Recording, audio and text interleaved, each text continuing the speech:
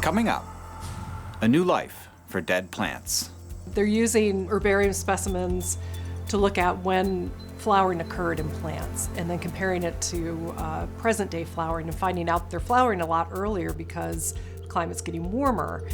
Acoustic architecture. You have a very, very big building here, and you have to be careful of the acoustics with the organ as well as the spoken word. Tracking pelicans with solar power. It's one thing to conserve the breeding habitat of a species, but if it migrates south for 9 months of the year, you really have to talk about its full life cycle. Funding for this program is made possible by the Corporation for Public Broadcasting, Sue and Edgar Wachenheim III, and contributions to this station. Hi, I'm Mike Zeman. Thanks for watching SciTech Now. Our first story starts in the basement of the Whitmore Lab at Penn State. It's home to a very old collection that's experiencing a revival thanks to some new breakthroughs. Here's producer Bill Hallman. Take a look around the Penn State Herbarium, and you'll realize times change. This one was collected in 2012. This one, which looks almost exactly identical, was collected in 1870. Founded in 1859, it's the oldest natural history collection at the university. For those of you who don't know, a herbarium is basically a collection of dead plants. If you take a closer look, you'll see this is more than a collection, it's a portal connecting science and scientists. Starting with Evan Pugh. He donated 3,000 specimens to Penn State after becoming the university's first president. Following his sudden death in 1864, the herbarium was led by men with names like Buckout, Kelly, Wall, and Keener, a professional family tree that stretches all the way to Sarah Chamberlain. When I take this out of the press and it's dry, I'm going to make an herbarium specimen of it. So about 3 or 4 years ago, I started writing a book on grasses in the Mid-Atlantic area, and so I contacted Al Travers, who was the curator at the time, and asked him if I could come look at some grass specimens. And that's kind of how this whole journey for me started. So you want to bend it up. Chamberlain has been curator since 2015. When she's not in the field, she spends her days surrounded by history. When I took on this position, I feel the weight of responsibility in making sure that they are preserved and cared for in a manner that will, allow them to be here for generations. This is a wetland plant, Penthorum sidoides, kind of like that name. The cabinets contain more than 107,000 specimens, the oldest collected in 1830. The specimen itself usually reaches a point where, much of what you can see on it now we'll be able to see in 100 years if we keep the plants in good condition. They're dry, brittle, and on the verge of scientific resurrection. As technology changes, it's going to become easier and easier to look under the cover of the plant and really begin to understand the genetics of each of these plants. Claude DePamphilis is the herbarium director. He says breakthroughs in genetics and DNA are beginning to unlock the collection's true potential. We can use DNA that may be extracted from those components to identify those organisms, see what kinds of organisms lived with the plant or fungi that were associated with them, what kinds of diseases they may have held at times in the past or in different parts of their geographical range.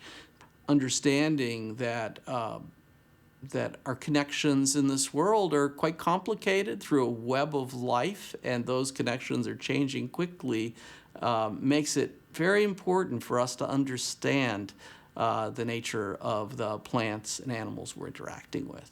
Think of it as natural history on a collision course with big data. We'll now put a little barcode on it with a whole lot of information that goes along with the specimen, back to the, right on down to the DNA sequences and the phylogenetic position of that plant in a phylogenetic tree. More than a century worth of samples are helping scientists understand evolution species interaction, even climate change. They're using herbarium specimens to look at when flowering occurred in plants and then comparing it to present-day flowering and finding out they're flowering a lot earlier because the climate's getting warmer. But potential breakthroughs are bogging down. Scanning thousands of specimens and collecting genetic samples is time-consuming and expensive. Right now, Chamberlain is prioritizing samples from Pennsylvania, applying for grants to scan and digitize more than 65,000 specimens. She also wants new samples from across the Commonwealth. I always fall back to how do you manage something if you don't really know what's there. And so it's important. And we might find, people are rediscovering plants in Pennsylvania that they thought were extirpated. Similar efforts are underway at herbaria across the country. It's a revival that would have seemed ridiculous just a decade ago. But like I said, times change.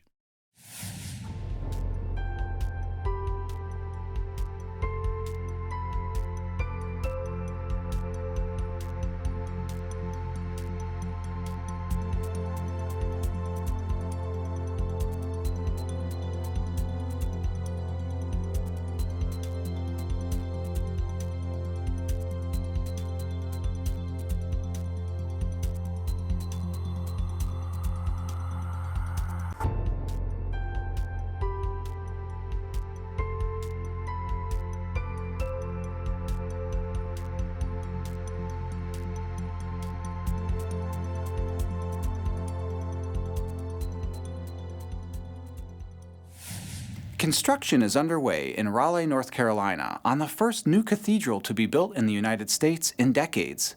From the building materials to the architectural design, engineers are using the latest acoustic technology to make sure both music and the spoken word resonate. Here's a listen.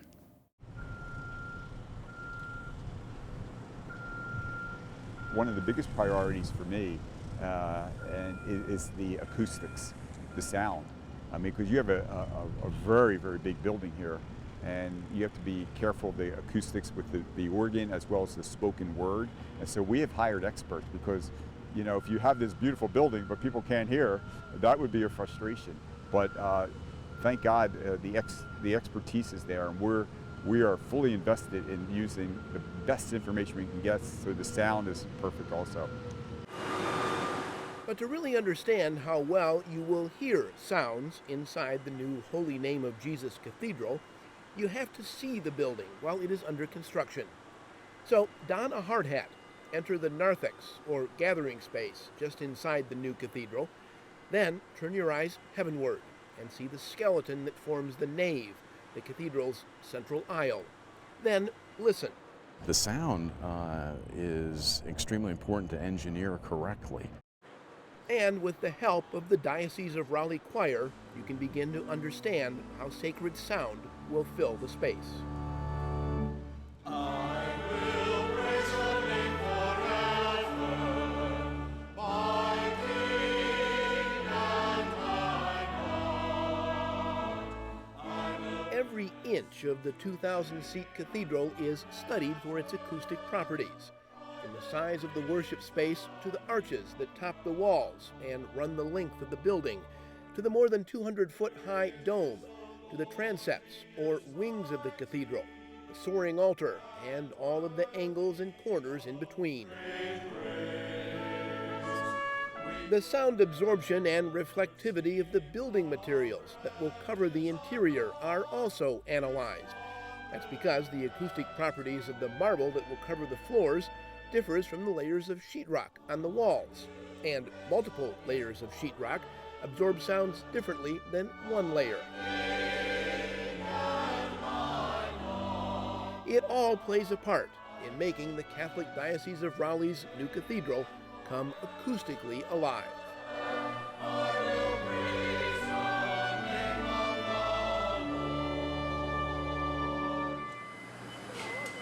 But when you look at all the construction materials, the size of the space, how many people are going to be in the space, the materials of the pews, everything affects sound to either benefit or become a hindrance to achieving the ultimate result that you're looking for speech clarity. But then you can layer in the music performance into that as well.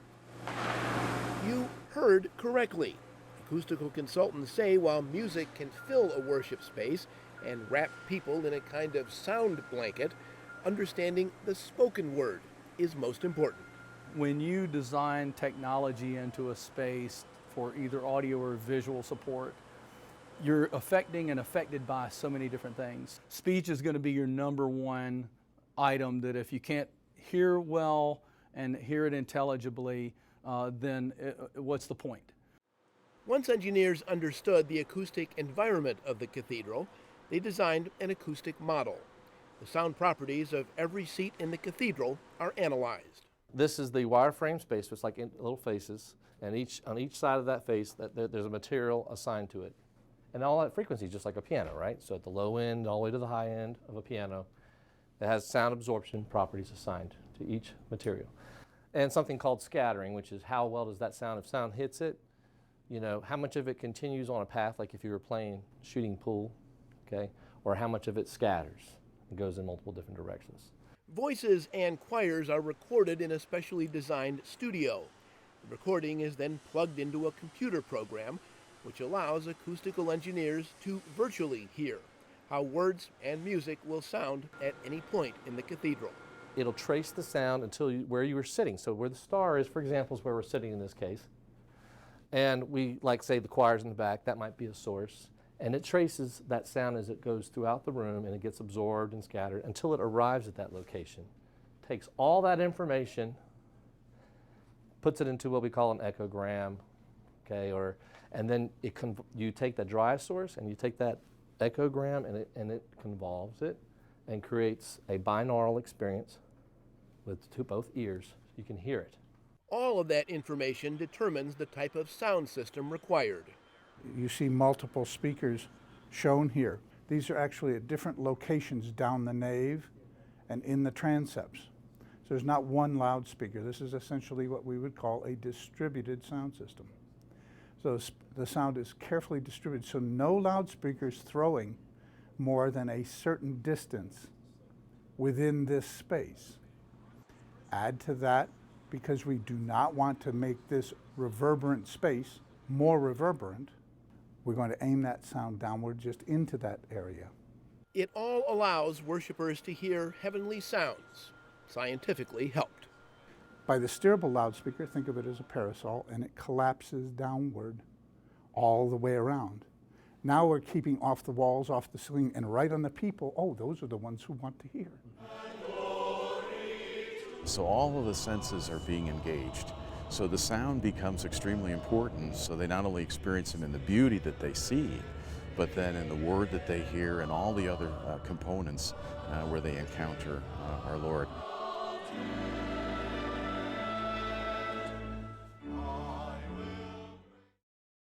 The network of oil pipelines that stretch across the United States rely heavily on a high-tech leak detection system to ensure safe transportation. Deepika Krishnakumar and her colleague Jarrett Renshaw co-wrote an investigation for Reuters on the technology designed to monitor pipeline leaks, how it fails, and what happens to ecosystems when those failures occur. She joins me now. So, this has gotten a lot of press recently because of the situation, the Dakota Access Pipeline. There's been people thinking about the Keystone Pipeline. But what are the existing safety measures that we have for U.S. pipelines? So it's a combination of methods that pipeline operators typically use when it comes to pipeline safety. It includes having a monitoring tool to make sure that the flow rates, the pressure, and the temperature is maintained throughout the length of the pipeline. There are other methods like overhead flights that they operate on a routine basis to make sure that there are no leaks. And they have regular inspections. They have someone go out there and actually inspect the right-of-way. So they kind of make sure that it happens on a regular basis to make sure that they're operating safely. We have thousands of miles of pipe, right? I mean, some of them are really old, some of them are very new. The new ones have sensors built in that can do all this stuff. What about the old ones? It's been in practice for more than 40, 50 years, the current technology that's in play. It's called a SCADA system. It stands for Supervisory Control and Data Acquisition. So that's exactly what it is. It just accumulates all this data about what is flowing in the pipeline and how it's flowing, and it relays that information to a control room where operators look at it and they determine whether everything is normal. And nearly all the pipelines in the US, especially liquid pipelines, have this technology incorporated. So what did your investigation find? That they're not as effective as you would imagine. Like I said, it's essentially just a monitoring tool that has not been developed enough to detect leaks, especially of small quantities. So the way that it works is because this tool, this system can monitor pressure and flow rates and temperature, whenever there's a slight change in pressure, which is what happens when there's a leak or a rupture, it tells the control room operators that there's a change in pressure. And then they have to then determine whether that is genuinely a leak or not. So there's a human part to this too. There's a lot of training involved, and they are trained to tell the difference between a regular shift in pressure and when there's an actual leak. And the rate of error margin of error for these kind of determinations are pretty high. Our research and analysis of federal data found that out of about 500 incidents over the last few years, nearly as many incidents that were found by this technology was also found by just a random member of the public. 22% of the cases were found by the system, were detected by the system, and nearly as much by a member of the public. So what about the ones that weren't caught by the system or the public? In the sense that if somebody hadn't stumbled upon it, yeah, are there leaks that are evading the system? What happens then is they have community lines set up. Most pipeline operators make sure that they communicate with the communities around the area. So it takes longer, as you can imagine, for someone living in the neighborhood, because all these pipelines, like you said, are out of the way, and they're not typically in a heavily populated area. So for someone to be able to notice that, it takes a while. The leak may have progressed for a few days, hours. It depends on how long it takes. So in Colonial Pipeline's case, a mining inspector happened upon the leak, and he noticed dead vegetation and animals, and that's when he notified the company, and he said, there's a leak here. So what kind of effects are there to the ecosystem? I mean, obviously it depends on the fluid that's going through the pipe. I mean, if it's water, it's much less so than if it's some sort of a heavy chemical. Yeah. So the Hazardous Materials Safety Administration, they track and monitor to make sure that that's the federal agency that makes sure that pipeline operators do ensure safety when they operate on a day-to-day basis. But when there is a leak, it can vary in intensity. There are two kinds of leaks, essentially, two categories. One is a regular leak, and the other one is a rupture. And the rupture is much more significant in terms of the damage it causes. That usually is accompanied by an explosion of some sort and or significantly more damage. The volume is much higher. The volume is typically much higher, and you, in the most recent case, there on Colonial Pipeline again, workers were trying to repair an earlier leak, and the excavator hit the surface of the pipeline, and that caused an explosion, resulting in the death of 2 workers. So in worst case scenario, we're looking at human death and fatalities, but of course there's an environmental impact. There's the soil can get contaminated.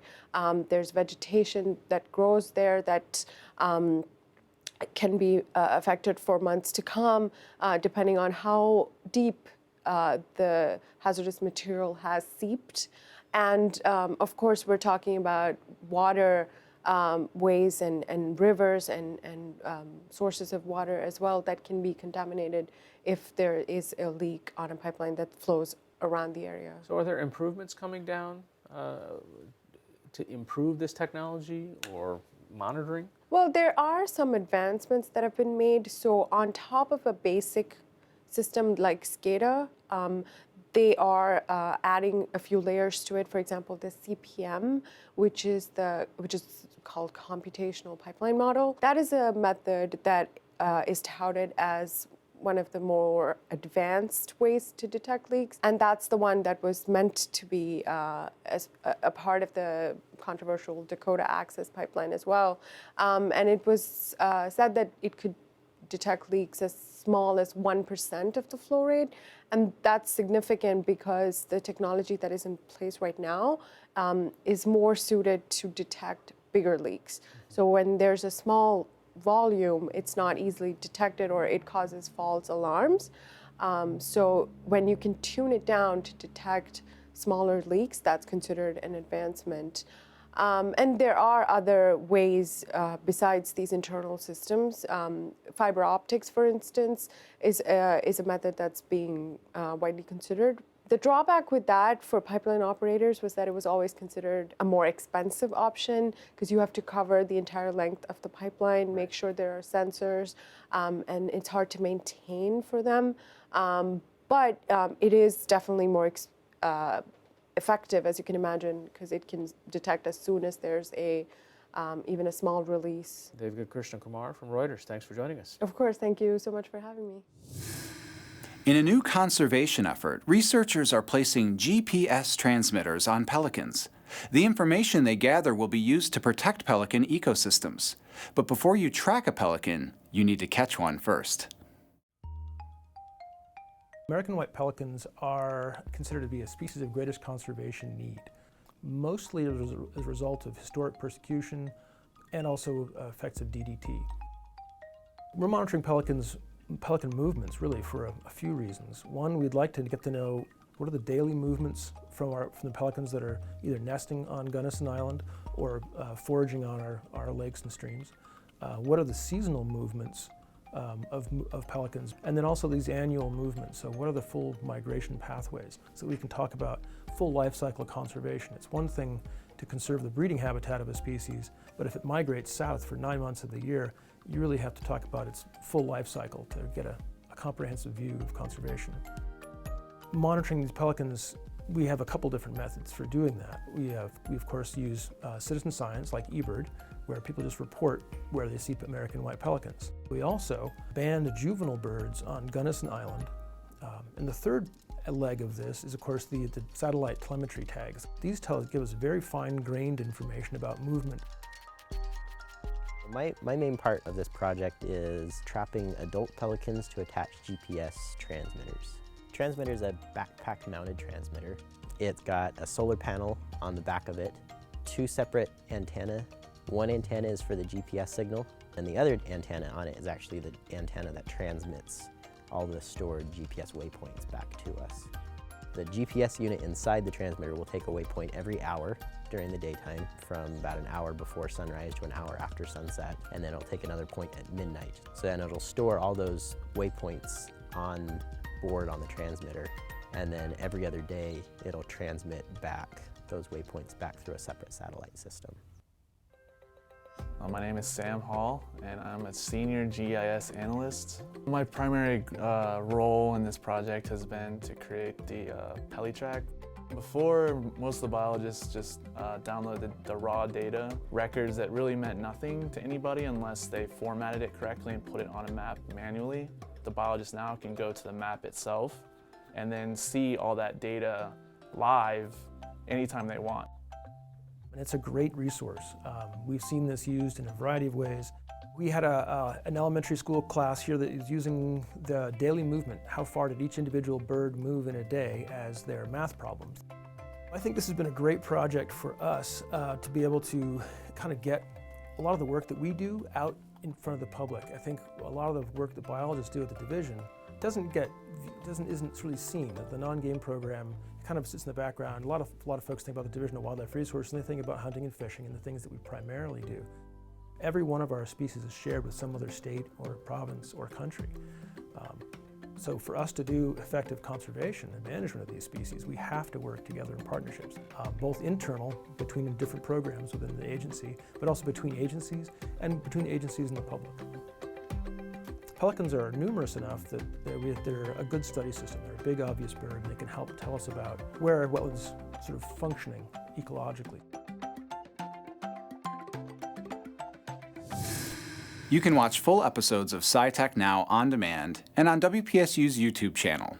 I'm Mike Zeman. Thanks for watching.